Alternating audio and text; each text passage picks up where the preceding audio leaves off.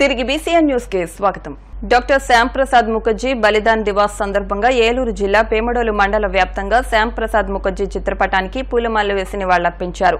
BJP మండల అధ్యక్షులు ప్రవీణ్ కుమార్ పటేల్ ఆధ్వర్యంలో ఈ కార్యక్రమాన్ని చేపట్టారు. పార్టీ ఏలూరు జిల్లా అధ్యక్షులు చౌటపల్లి విక్రమ్ కిషోర్ హాజరై డాక్టర్ శ్యాంప్రసాద్ ముఖర్జీకి నివాళులర్పించారు. ఈ సందర్భంగా ఆయన మాట్లాడుతూ కాశ్మీర్ అంశంపై శ్యాంప్రసాద్ ముఖర్జీ చేసిన పోరాటాన్ని గుర్తు తెచ్చుకున్నారు. కార్యక్రమంలో ఉంగుటూరు నియోజకవర్గ co convener veg Dharmarao, SC Morcha జిల్లా అధ్యక్షులు మత్తె శ్రీనివాస్ శాస్త్రి, యువమోర్చా జిల్లా కార్యదర్శి మూర్తి, మండల ప్రధాన కార్యదర్శి వద్దినేడి కపిరాజు, యువమోర్చా అధ్యక్షులు పులి వీరరాఘవులు, మండల ఉపాధ్యక్షులు సనపల భాస్కర్రావు, రామిశెట్టి వెంకట సుబ్బారావు, మహిళా మోర్చా నాయకురాలు పందిరిపల్లి జ్యోతి తదితరులు పాల్గొన్నారు.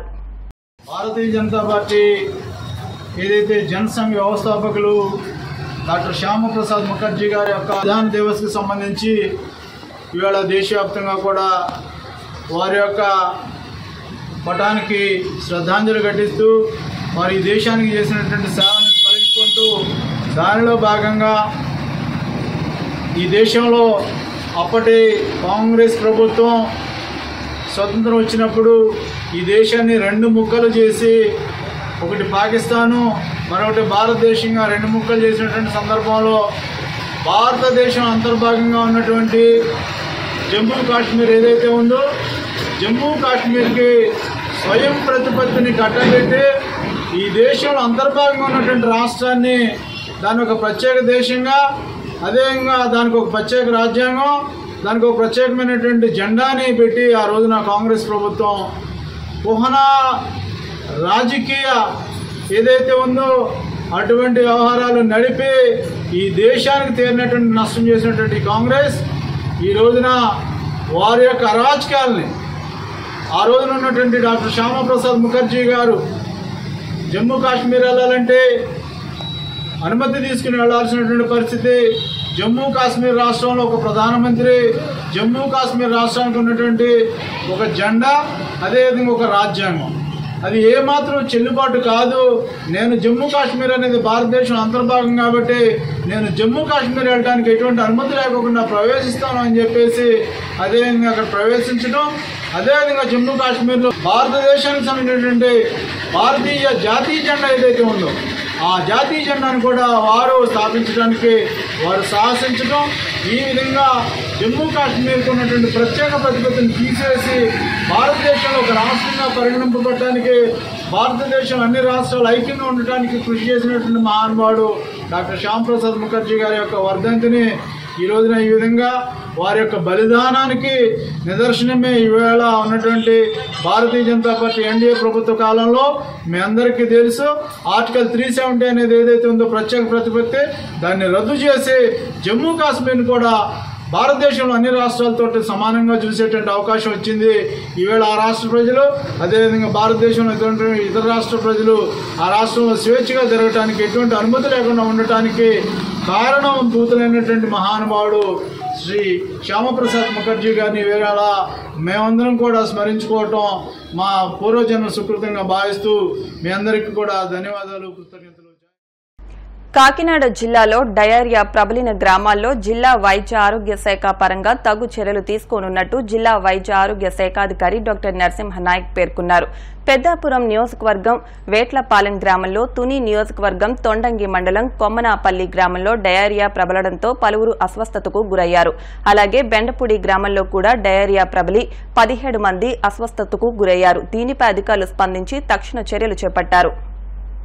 మనకి ఇప్పుడు కొమ్మనాపల్లిలో బెండపూడిలో కొన్ని డయేరియా కేసెస్ వచ్చినాయి. వాటన్నిటిని కూడా మన ఆరోగ్య సిబ్బంది అందరూ కూడా ఇల్లు తిరిగి వాళ్ళకున్న పరిస్థితిని బట్టి కొన్ని హాస్పిటల్కి రిఫర్ చేసి కొన్ని బేస్ క్యాంపులు అక్కడే క్యాంపులు పెట్టి వైద్యం చేయడం జరిగింది. అలానే వేటపాలెంలో కూడా కొన్ని కేసెస్ రిపోర్ట్ అవుతూ ఉన్నాయి.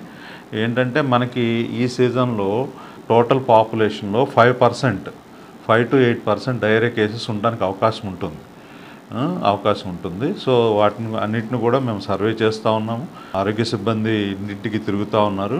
పిల్లలు ఒకటి బాగా సెన్సిటివ్గా ఉంటారు. అలానే పెద్దవారు మనకి 60 ఏళ్ళు దాటిన పెద్దవారికి మనం ఏదైనా వచ్చినప్పుడు వాళ్ళు తట్టుకునే శక్తి ఇమ్యూనిటీ అనేది తక్కువగా ఉంటుంది. సో అలాగా మనకి కోమార్బిడ్ కండిషన్ ఉన్నవాళ్ళు ఎవరికన్నా ఇబ్బంది వస్తుందన్నమాట. సో ఇప్పుడు ఎవరైనా ఒకళ్ళిద్దరు చనిపోయినా కూడా అది మనకి ఈ కోమార్బిడ్ కండిషన్స్ వల్ల, కానీ ఈ డయేరియాని అయితే మనం ఎఫెక్టివ్గా ఉన్న దాంట్లో చక్కగా ప్రత్యేకంగా జీజీహెచ్లో ఒక వార్డు కూడా పెట్టి మనము అరౌండ్ ద క్లాక్ డాక్టర్స్ని పోస్ట్ చేశారు సూపరింటెండెంట్ గారు. అలానే మనకి బేస్ క్యాంప్లో కూడా పక్క నుంచి డాక్టర్స్ని తీసుకొని మనం చక్కగా రన్ చేయడం జరిగింది. పబ్లిక్ అందరూ కూడా సర్వీసెస్ మీద అందరూ సంతృప్తి వెళ్ళకొచ్చారు. కలెక్టర్ గారి ఇన్స్ట్రక్షన్స్ ప్రకారం మేము అన్నీ కూడా చేసుకుంటూ వెళ్తున్నాం. హైదరాబాద్ పరిధిలోని మియాపూర్లో ఉద్రిక్తత చోటు చేసుకుంది. ప్రభుత్వ భూమిని కబ్జా చేస్తున్న వారిని హెచ్ఎండీఏ అధికారులు, పోలీసులు అడ్డుకునే ప్రయత్నం చేయగా ప్రజలు దాడులకు పాల్పడ్డారు. తమకు ఇళ్ల స్థలాలు ఇవ్వాలని అధికారులను డిమాండ్ చేశారు. దీంతో ఇరు వర్గాల మధ్య ఘర్షణ వాతావరణం తలెత్తింది. ప్రజలను అదుపులోకి తెచ్చేందుకు పోలీసులు ప్రయత్నించారు. సంఘటనా స్థలానికి పెద్ద ఎత్తున పోలీసులు చేరుకున్నారు. ప్రభుత్వ భూముల్లో అక్రమంగా గుడిసెలు వేసి కబ్జాలకు పాల్పడుతున్న వారిని ఎట్టి పరిస్థితుల్లో ఉపేక్షించేది లేదన్నారు హెచ్ఎండీఏ అధికారులు. ప్రలోభాలతోనే పేదలు గుడిసెలు వేసుకున్నారన్నారు. గుడిసెలు ఖాళీ చేయకపోతే పీడీ యాక్ట్ కేసులు పెడతామన్నారు పోలీసులు. సామాన్యులు రెచ్చగొట్టి ప్రభుత్వ భూములను కబ్జా చేసే ప్రయత్నం చేస్తున్నారన్నారు పోలీసులు. పేదలు మాత్రం ఎట్టి పరిస్థితుల్లో కదిలేది లేదంటున్నారు. అయితే ప్రజలు గుడిసెలు తీసేందుకు నిరాకరించారు. దీంతో మియాపూర్లో ఉద్రిక్తత పరిస్థితులు కొనసాగుతున్నాయి.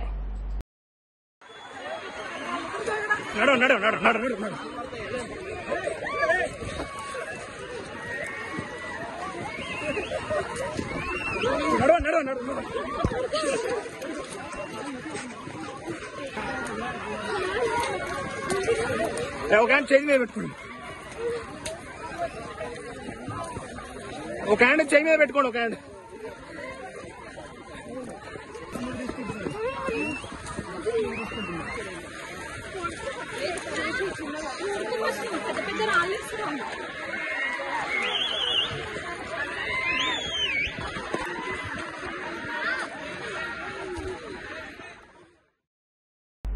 వైసీపీ అధికారంలో ఉన్న సమయంలో ఆ పార్టీ నేతలు అరాచకాలకు పాల్పడ్డారని బీజేపీ నేత భానుప్రకాష్ రెడ్డి మండిపడ్డారు. జగన్ అధికారంలోకి వచ్చిన మొదటి రోజు నుంచే విధ్వంస పాలన ప్రారంభించి రాష్ట్రాన్ని నాశనం చేశారని ఆరోపించారు.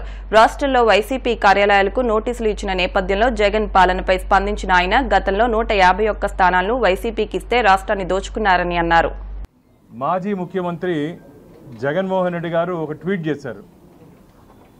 విధ్వంస పాలన చంద్రబాబు నాయుడు మొదలుపెట్టాడు, ఇది ఎంతవరకు వెళ్తుంది, దీనికి అందరూ మద్దతు ఇవ్వాలని.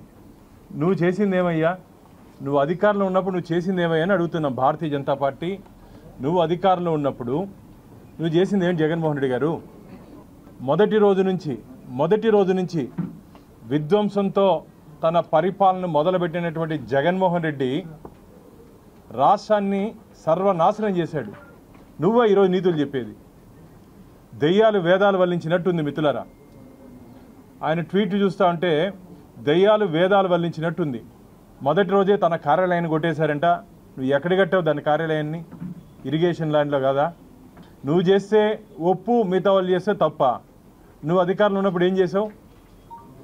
నీ గూండాలు, నీ మనుషులు ఆంధ్రప్రదేశ్ని దోచుకు తిన్నారు కదయ్యా. ఆంధ్రప్రదేశ్ని దోచుకు తిన్నారు. మీరు మాట్లాడే నైతిక హక్కు కోల్పోయారు జగన్మోహన్ రెడ్డి గారు. ఆంధ్రప్రదేశ్ రాష్ట్రంలో ఇచ్చినటువంటి అధికారాన్ని, ప్రజలు ఇచ్చినటువంటి అధికారాన్ని 151 స్థానాలు ఇస్తే మీరు ఏం చేశారు? ఆంధ్రప్రదేశ్ని అవినీతి ప్రదేశ్గా, ఆంధ్రప్రదేశ్ని అరాచక ప్రదేశ్గా, ఆంధ్రప్రదేశ్ని అప్పుల ప్రదేశ్గా, ఆంధ్రప్రదేశ్ని అంధకార ప్రదేశ్గా మార్చినట్టు మీరు ఈరోజు నీతులు చెప్తారు. మొత్తం మీరు కానీ గమనించినట్టయితే అదే దగ్గరుండి మీరే తాడేపల్లి ప్యాలెస్లో కూర్చొని ఆనందించారు కదా. ఆంధ్రప్రదేశ్లో జరుగుతుండే ఆగడాలని చూసి ఆనందించారు. కొందరు జైల్లో పెట్టి కొట్టించారు. మీ పార్టీ వాళ్ళనే కొట్టించారు. మీ పార్టీ ఎంపీనే జైల్లో పెట్టి దాన్ని లైవ్లో చూసి కొట్టించారని చెప్పి ఆరోపణలు ఉన్నాయి మీ మీద. ఒక శాడిస్ట్ ప్రభుత్వం, శాడిస్ట్ ముఖ్యమంత్రి ఆంధ్రప్రదేశ్లో 5 సంవత్సరాలు రాజ్యమేలారు. శాడిస్ట్ ముఖ్యమంత్రి ఆంధ్రప్రదేశ్లో 5 సంవత్సరాలు రాజ్యమేరాడు.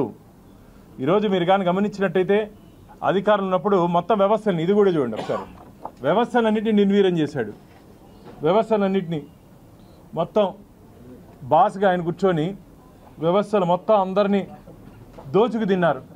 రివర్స్ సీఎంకి అన్ని రివర్స్ గుర్తొస్తుంది ఇప్పుడు. నిన్న కూడా మిత్రులారా అసెంబ్లీకి ఎలా వెళ్ళారు తెలుసా? ఆయన వెనకాల గేట్ నుంచి వెళ్ళాడు ఆయన. వాస్తవం ఇది, వెనకాల గేట్ నుంచి. ఎందుకంటే అక్కడ ఏదైనా ఇబ్బంది ఉంటుందేమో, నువ్వు పరిపాలన సరిగ్గా ఇచ్చునుంటే, నీ పాలన బాగుంటే నువ్వు ధైర్యంగా ప్రజలు తిరిగేవాడివి. అధికారంలో ఉన్నప్పుడు తిరగలేని పరిస్థితి, ఈరోజు ప్రతిపక్ష హోదా కూడా లేదు నీకు. ఈరోజు కూడా నువ్వు తిరిగే పరిస్థితి లేదు. జగన్మోహన్ రెడ్డి గారు, నువ్వు ట్వీట్లకే పరిమితం అయిపోతావు.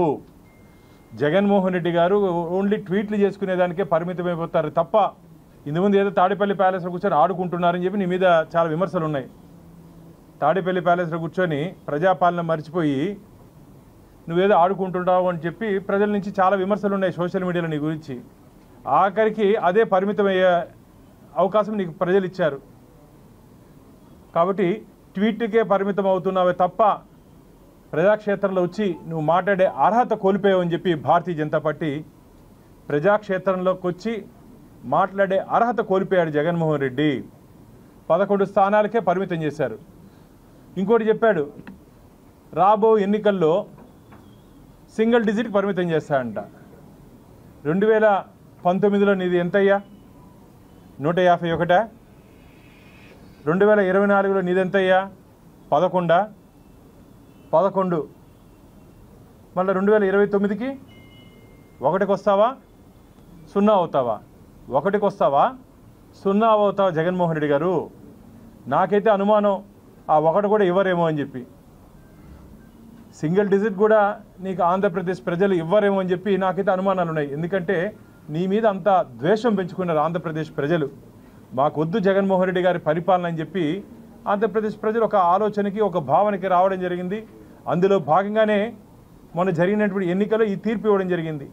ఒక దుర్మార్గపు పాలన, ఒక ధృతరాష్ట్రుడి కౌగిలి. ఎవరిని పట్టుకుంటే వాళ్ళు మసైపోయినారు, ఎవరిని పట్టుకుంటే వాళ్ళు అయిపోయినారు, వాళ్ళ కథ అంతా. నీ కళ్ళల్లో ఆనందం చూడాలని చెప్పి ఎవరెవరు డ్యాన్సులు వేశారో అందరినీ ఆంధ్రప్రదేశ్ ప్రజలు ఇంటికి పంపించారు. ఇకనైనా సరే నోరుని అదుపులో పెట్టుకొని ఏది అవసరమో రాష్ట్రానికి, రాష్ట్ర ప్రజలకి అది మాట్లాడితే మంచిదని చెప్పి భారతీయ జనతా పార్టీ జగన్మోహన్ రెడ్డి గారికి సలహా ఇస్తుంది. కొన్ని వందల మంది సలహాదారులు పెట్టుకొని అధికారంలో ఉన్నప్పుడు ఏ రోజైనా సరే ఒక్కరి సలహాదారు మాట అన్నా విన్నావా? నువ్వు వినలేదే. ఈరోజు ట్వీట్ చేస్తున్నాడు. దీనికి మద్దతు కావాలంటే ఆయనకి ఎవరే నీకు మద్దతు ఇచ్చేది? నీకు ఎవ్వరు మద్దతు ఇచ్చే పరిస్థితి లేదు. నువ్వు అందరినీ కోల్పోయావు. వార్తలు ముగించే ముందు ముఖ్యాంశాలు మరొకసారి. గురజాల మాజీ ఎమ్మెల్యే కాసు మహేష్ రెడ్డి అసహనం. మా ప్రభుత్వంలోని కొన్ని వైఫల్యాలే కారణమని స్పష్టం.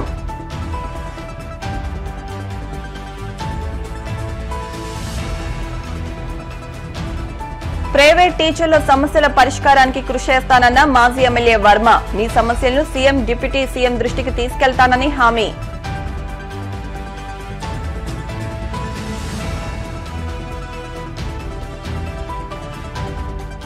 బాపట్ల జిల్లా రామాపురం బీచ్ లో విషాదం. 4 యువకుల గల్లంతు, 2 మృతదేహాలు లభ్యం.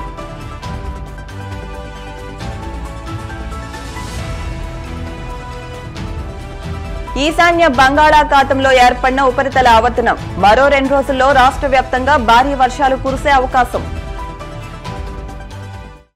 ఇవి వాటి వార్తా విశేషాలు. మరిన్ని వార్తా విశేషాలతో నెక్స్ట్ బులెటిన్లో మళ్ళీ కలుద్దాం. అంతవరకు సెలవు. నమస్కారం.